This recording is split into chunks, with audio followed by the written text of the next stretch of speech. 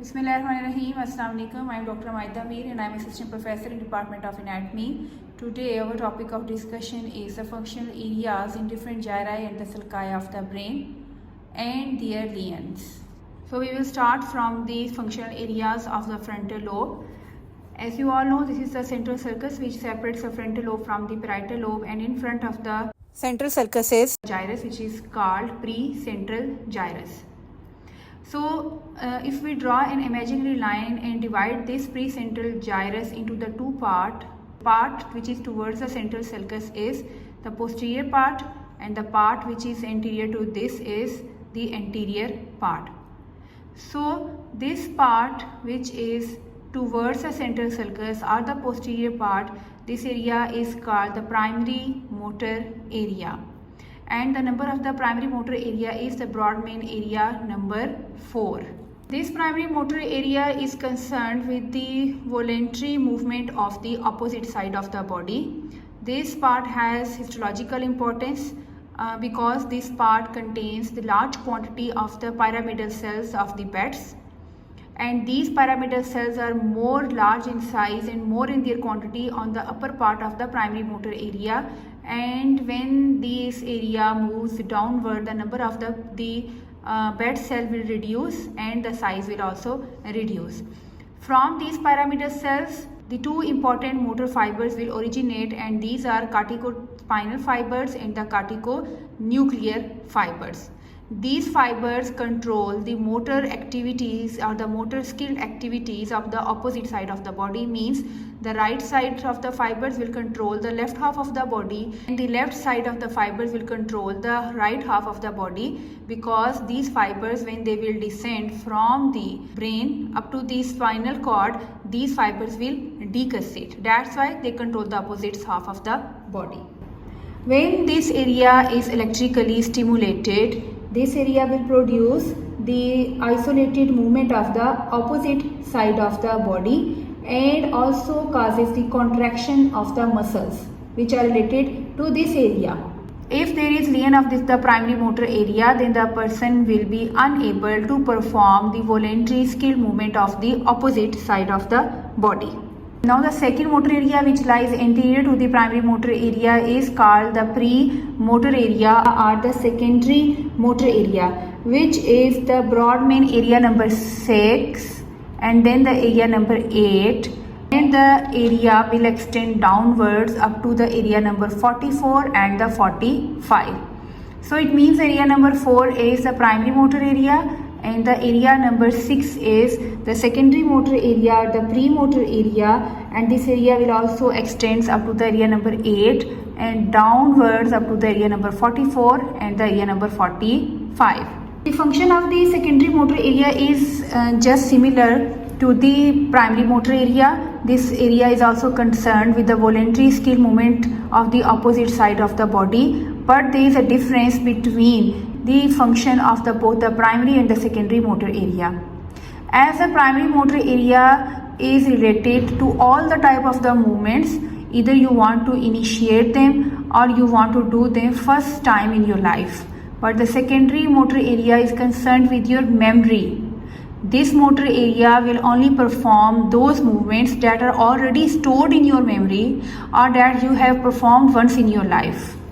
The secondary motor area designs the movements, but the primary motor area is not responsible for the designing of the movement. It will only execute the movement. Another difference is that the secondary motor area needs more stimulation for the production of the same degree of the movement which is performed by the primary motor area. If there is a lesion of secondary motor area, then the person will feel difficulty in performance of the voluntary skilled movements, but the loss of the strength is less as compared to the loss of the strength of the primary motor area. But if they are both the areas, the primary motor area and the secondary motor area, both are destroyed, then it will lead to the complete loss of the movement of the opposite side of the body. Then another motor area which is a supplementary motor area. That supplementary motor area extends on the medial surface of the cerebral hemisphere. As you know that on both the side of this central sulcus is paracentral lobule, which includes a little bit part of the parietal lobe and a little bit part of the frontal lobe. So this area is paracentral lobule. And the supplementary motor area extends from the paracentral lobule, and some part will extend up to the medial frontal gyrus. This area is also concerned with the contralateral movement of the limbs, but again this area needs the more stronger stimulus than the primary motor area. Then the other functional area of the frontal lobe is the frontal eye field. The frontal eye field extends from the area number 9, area number 10, area number 11, which lies above the lateral sulcus, and the area number 12, which is located over here. So this all contains the frontal eye field. The function of the frontal eye field is to do the voluntary scanning movement of the eye or the conjugate movement of the eye. Now, what is the meaning of conjugate movement of the eye? Conjugate eye movement means that, for example, if you want to look on the right half of your body, your right eye will move on the right side, but your left eye will also move on the right side. Consider these two pens as your two eyes. This is the right eye and this is the left eye. If you want to look on the right side of your body, then the right eye will move on this direction and the left eye will also move on this direction. Regardless of this, that this is the left eye. Right eye will move on the right side and the left eye will follow the right eye and will also move with it. This is called the conjugate movement of the eye, and this conjugate movement of the eye is under control of the frontal eye field. This is also called the voluntary scanning movement of the eye.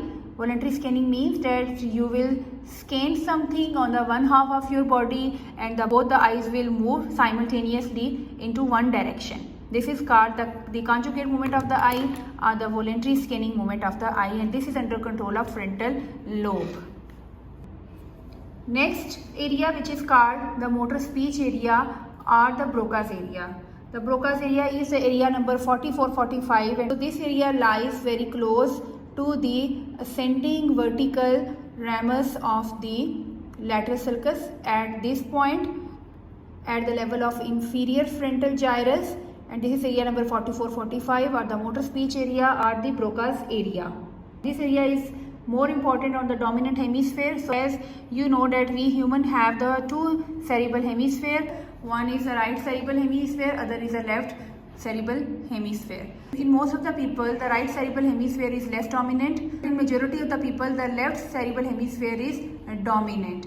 All those people who are right-handed, in these people, the left cerebral hemisphere is dominant. But all those who are left-handed, in these people, the right cerebral hemisphere is dominant. And the Broca's area is very important in the dominant cerebral hemisphere. So if the person has the left cerebral hemisphere, which is dominant as in our majority of the population, so Broca's area is important in this hemisphere. But in those people who has the dominance of right cerebral hemisphere, the Broca's area is important over here. If the Broca's area is destructed or if there is a lesion of the Broca's area, then the person is unable to speak, because this motor speech area or the Broca's area is concerned with the formation of the words, because this area coordinate all the muscles of your larynx, the muscles of the tongue. The lesions of the Broca's area will lead to the aphasia, and this aphasia is called the non-fluent aphasia,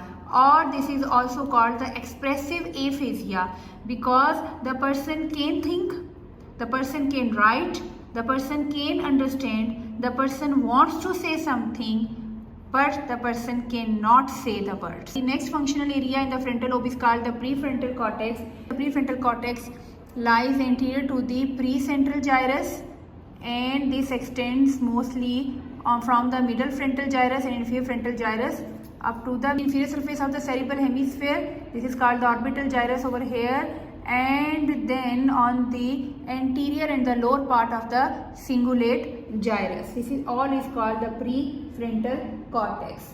So this includes the area number 9, the area number 10, the area number 11 and the area number 12. This is the prefrontal cortex. This is also concerned with the feelings and the emotions of the individual, and it also influences on the initiative and the judgmental ability of an individual. If there is destruction of the prefrontal cortex, then the person will suffer from the personality disorder. This area will never affect on the intelligence of the individual, but only affect on the personality of the individual. For example, the person cannot judge anything. The person will be emotionally unstable. There will be behavior changes. The person will be very careless of himself or herself, and also will be very careless about his appearance and personality. So we have completed all the functional areas of the frontal lobe along with their normal functions and with their abnormalities.